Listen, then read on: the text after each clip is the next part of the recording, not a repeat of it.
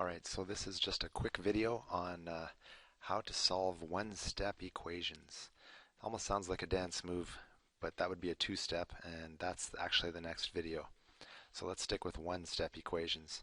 I'll explain that in a second, but first of all, before we do one-step equations, you have to know that the opposite between adding is subtracting. The opposite of adding is subtracting. They are opposites. It should say are opposites. Multiplying and dividing are also opposites of one another. Okay, so please remember that. Alright, next. Let's do the first question. You have a situation where you're supposed to figure out what is x. You could always guess and say, well, 4 plus 5 is 9. You could often say, oh, well, I know the answer is 5. But because the answers get more difficult later on as you do more algebra, it's better to learn these steps now on easier ones, and then you'll be able to use this same technique for the more difficult ones later on, like the two-step ones. And there's ones with even more two steps than two steps as well. But let's do this one together. Here's the first thing. What you want to do is get the x all by itself, okay? It's kind of like the equal sign is a teeter-totter, and on a teeter-totter, when you do something to one side of a teeter-totter, you have to do the same thing on the other side of the teeter-totter to keep it balanced, okay, to keep it equal. So as we're doing this, remember, we have to do the same thing on both sides. So to get rid of the 4, because we want the x all by itself here, we want to know what x is, we have to get rid of this. And one way of doing that is saying, let's get rid of the 4, and what happens is you have to do the opposite of plus 4, which is minus 4. Do the same thing to the other side. Consider this like our teeter-totter right here, okay? So whatever you do to one side, you have to do to the other side. So I'm going to minus 4 on this side. And 4 minus 4 is 0. So that's basically gone. All we're left with is x. X equals what?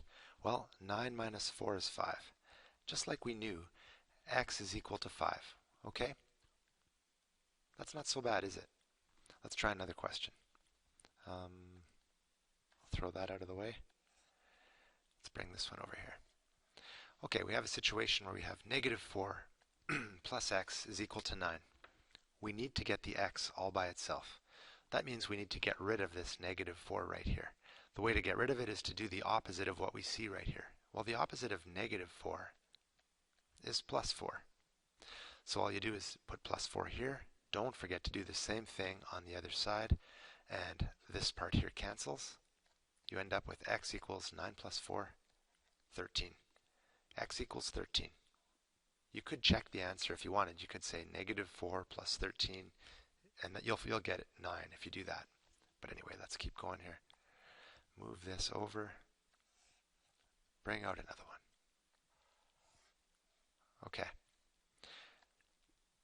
Here we have negative 14 equals 3 plus x. Well, wait a minute. Before the x was on this side, don't worry about which side x is on. Just keep the x here, because he's happy there. Let's bring the 3 out of here. Well, is that a positive 3 or a negative 3? It's a positive 3. That's right. Do the opposite of positive 3, which is negative 3. That'll get rid of it here. Do the same thing to the other side. We're left with x all alone there. And negative 14 minus 3. If you watch my video on integers, you will practice a lot of questions like this, and you will quickly tell me that negative 14 minus 3 is negative 17, which is our answer. Okay, I think there's another question over here, so I'm going to erase that. I'm going to move this over. Can I drag it up? There we are. There we are. Okay, this question is different from the other ones because it does not have a plus or a minus sign. When you have a 3 and an x put together, it really means 3 times x, or 3 times some unknown number, is 15. You might know your times tables already, and you'd say, well, I know 3 times 5 is 15. X is going to equal 5. But again, I want to show you this technique so that you know how to do it for more difficult questions. Okay?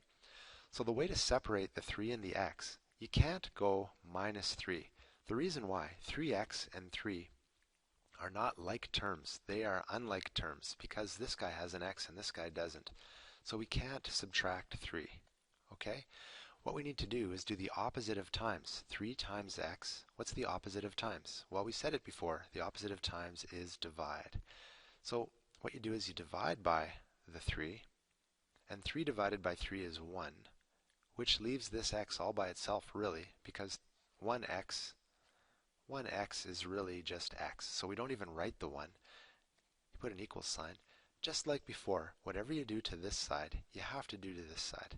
So 15 divided by 3, and that is 5. That's our answer that we knew would happen because we knew 3 times 5 was 15. But here's technically the way to do it using algebra. Okay? Let's clear this puppy. Sorry. And then let's go down. I think there's another question down here. Oh, this one's trying to be tricky. Okay. We have x divided by 3 is equal to 15. Okay, that looks complicated, doesn't it? It's not a big deal though. What's the opposite of divide? I want to get rid of this 3 and get x all by itself, so I need the opposite of dividing by 3. Well, the opposite of dividing by 3 is multiplying by 3. Okay?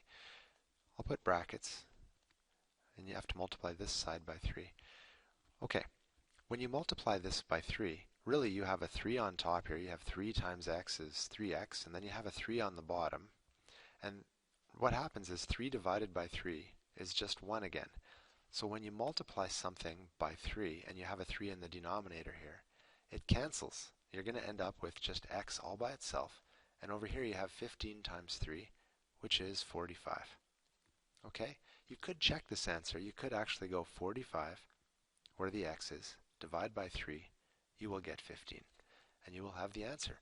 Okay, this is a really quick overview of the 3 different types of questions you could get. They're all one-step questions, and they are not so bad once you get used to them. So the important thing is, here, is to practice, okay? That's the name of the game, folks.